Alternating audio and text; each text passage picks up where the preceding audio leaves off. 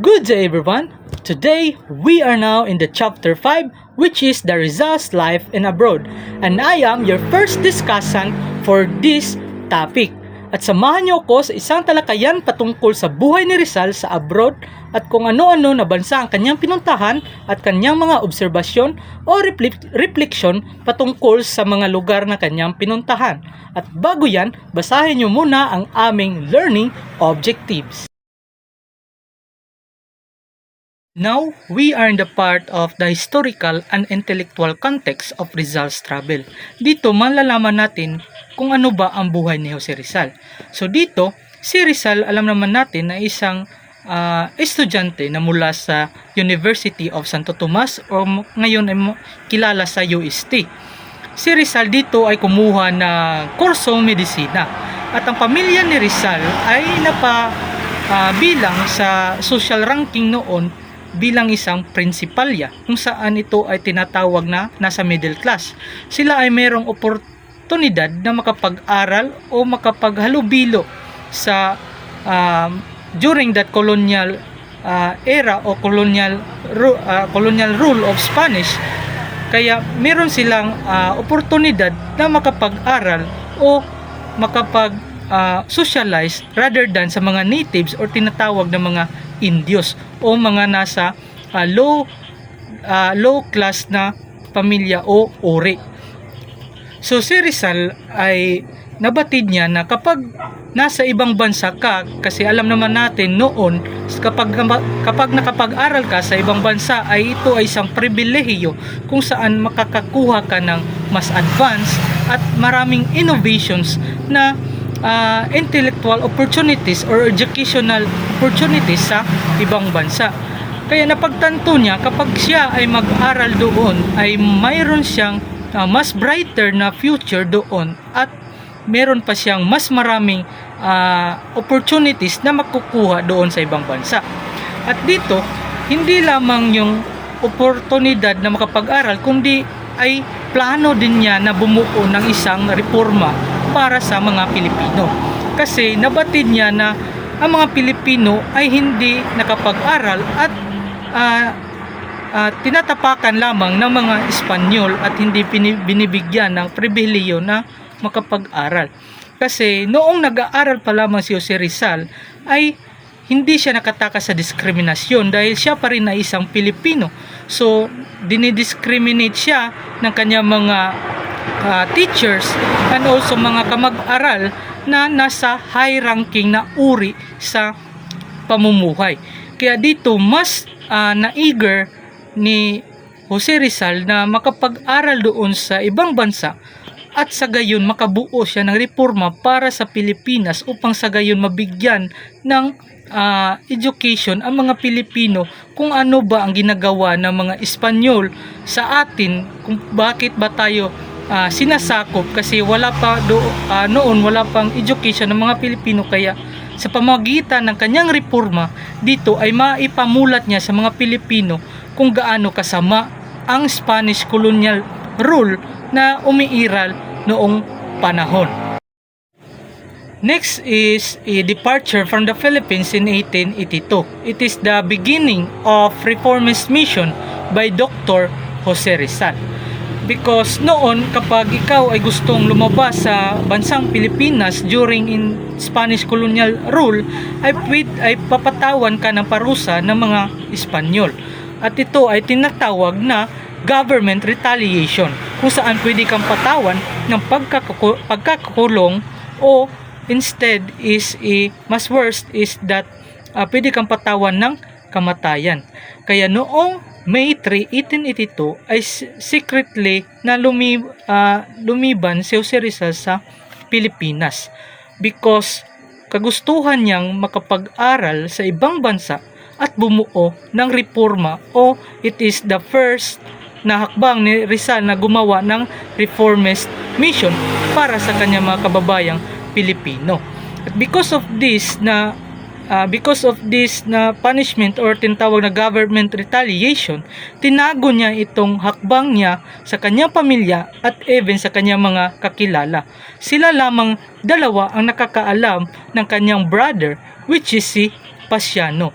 At para labas si Jose Rizal sa Pilipinas ay gumawa siya ng bagong pangalan, at ito ay ang pangalan na Jose Mercado, para lamang siya ay makalisan or has a departure that was carefully planned, and because of the help of Pasiano, which is his brother, para in order to avoid suspicion from the Spanish authorities or from the Spanish na mga namamahala during in the Spanish colonial rule. So now, pagkatapos ni Jose Rizal na lumiban o lumisan sa Pilipinas, ay pumunta siya sa bansang Singapore on May 3 to 9, 1882. This is the first exposure to efficient colonial governments or governance. So on May 9, 1882 rather, Jose Rizal ay dumaong o nakarating sa bansang Singapore sakay ng barko o vapor na tinatawag na Salvadora. Ang Salvadora ay nagsilbing vapor ni Jose Rizal upang masakyan at makapunta sa bansang Singapore. At nagstay si Rizal sa Singapore ng 2 araw. At sa kanyang pagpamalagi doon, na obserbahan niya na there is a orderly administration, clean and disciplined society, and also a multi-racial coexistence. So kahit na napasa ilalim ang Singapore sa mga governments ng mga Briton, ay nandun pa rin ang orderly administration, clean and disciplined society, and multiracial coexistence na hindi tulad ng kanyang naranasan o nakita sa Pilipinas na sinakop ng mga Espanyol, ay walang administrasyon na there is a orderly administered and also a clean and disciplined society na makikita sa Pilipinas na hindi makikita tulad ng nasa Singapore, na well-disciplined sila kahit na napasa ilalim sa kamay ng mga Briton. And also, bago lumisan si Dr. Jose Rizal sa Singapore, ay napagtanto niya na dapat meron ding ganito na umiira sa Pilipinas, na even na nasasakop tayo, but we must have a clean and disciplined society also na pinairal tulad ng pinairal ng mga Briton o bansang Britain dito sa Singapore, na hindi tulad sa Pilipinas na puno ng kaguluhan, hahamak sa mga tao o sa mga kapwang Pilipino na mga kababayan ni Dr. Jose Rizal. Pagkatapos na lumagi ni Jose Rizal sa bansang Singapore, ay lumayag na naman siya papunta sa Ceylon o sa bansang tinatawag ngayon na Sri Lanka noong May 11 to 17, 1882. So on May 17 or 11 to 17, Jose Rizal arrived o sakay ng barkong Dijimna. So itong Dijimna ay nagsilbing vapor na sinakyan ni Jose Rizal upang sa gayon ay makapunta siya sa bansa ng Ceylon o ngayon ay mas kilalang Sri Lanka. At si Jose Rizal ay nagstay sa Colombo. He observed that strongly influenced by Buddhism and Hinduism belief ang nasa bansa ng Ceylon. And also Rizal admired that the religious tolerance, rich culture, and natural beauty rather of that place is nandoon pa rin o na-preserve ng bansang Ceylon, even na sinakop sila ng mga western na mga countries. And also the Asian civilization na nandoon sa bansang Ceylon o Sri Lanka had their own dignity and greatness even without depending on that western influence na sumakop sa bansa ng Ceylon o sa lugar ng Ceylon o ngayon ay Sri Lanka. And by this experience, Rizal believed that ang bansa ng Pilipinas ay dapat ding ma-preserve and also well-deserved na ma-respect ng ibang lahi o ng Spanish colonial rule na sumasakop noon sa bansa ng Pilipinas. Kaya ito ang kanyang napagtanto nang siya ay pumunta dito o doon rather sa bansa ng Ceylon o Sri Lanka noong May 11 to 17, 1882. At ngayon ay pagkatapos niyang namalagi sa bansa ng Sri Lanka o tinatawag noon na Ceylon, ay si Rizal ay naglayag na naman papunta sa Italy noong May 17 hanggang June 11, 1882. Si Rizal ay nag-travel through Suez Canal o Suez Canal rather na tinatawag noon o mapahanggang ngayon. By this portal kung saan ay lumalayag si Jose Rizal, which is the Suez Canal, ay ito ay nag-uugnay mula sa kontinente ng Europa papunta sa Asya o ginagawa itong daanan ng mga kalakal o even ng mga travelers noong unang panahon o sa panahon ni Jose Rizal. At because of this Suez Canal ay mas mapadali ang travel duration ng mga travelers and also sa pangangalakal.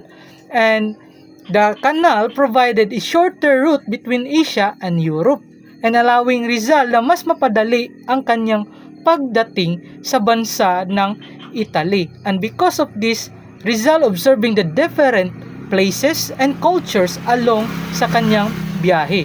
And during his stop in Naples in Italy, Rizal was exposed to European architectures and also sa kanilang mga art at historical landmarks and such as the Mount Vesuvius.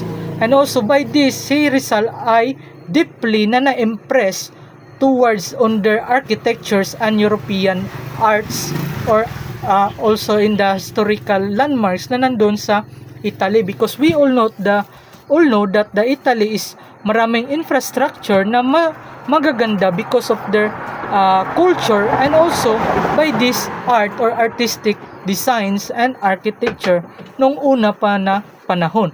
And this exposure strengthened Jose Rizal his appreciation for cultural advancement, and his belief in education is a foundation for progress because nakita niya na more capable or maraming education or educated doon sa bansa ng Italy, kaya ganoon na lamang ang kanilang culture or nandoon na mga arts or beliefs na nandoon sa bansang Italy or the Italy's Renaissance heritage.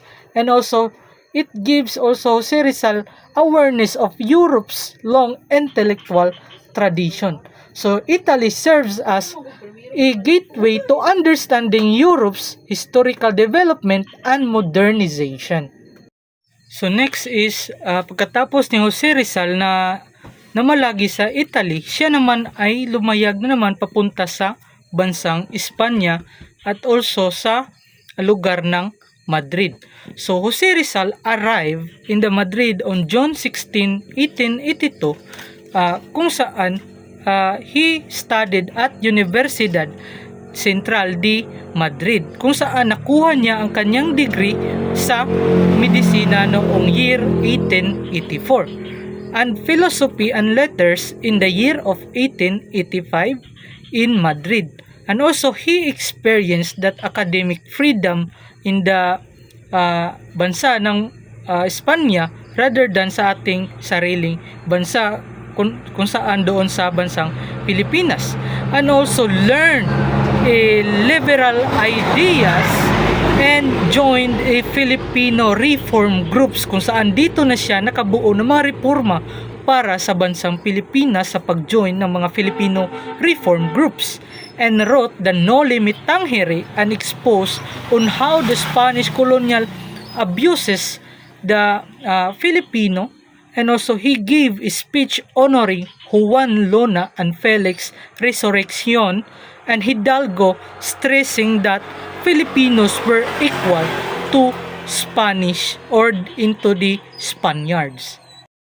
Spain, the crucial years in Madrid. So in academic formation in Madrid, Rizal pursued his medicine tulad ng kanina sinabi ko, and also unlike his experience in Manila, Madrid provided Jose Rizal his academic freedom, more objective professors rather, and also the exposure to a liberal thoughts.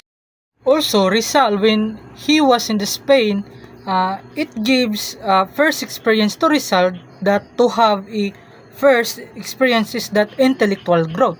Because of going to Spain or in the Madrid, it gives more opportunities or educational opportunities towards to Jose Rizal, which is it contributed or has a factors towards his intellectual growth.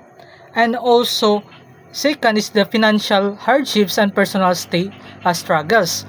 So because napatago lamang kanyang pagpunta sa Spain, so it gives financial difficulties because hindi makakapadala ng tulong ang kanyang pamilya because sinisikreto lamang nila ang paglilisan ni Jose Rizal sa Pilipinas. Limited family support, homesickness, and social discrimination. Kasi kapag ikaw nasa ibang bansa, maliit ang pagtingin ng ibang lahi kasi ikaw ay hindi nila kauri. And these hardships is built his resilience and discipline instead na manghina si Dr. Jose Rizal. Third is political and reformist activities. So because of this political and reformist activities, it gives way on how to give pagtulong sa mga Pilipino na nandoon sa Pilipinas because sa kanyang reforma. He joined the Filipino organizations, participated in discussions and colonial reforms, advocated assimilation and equality before the law.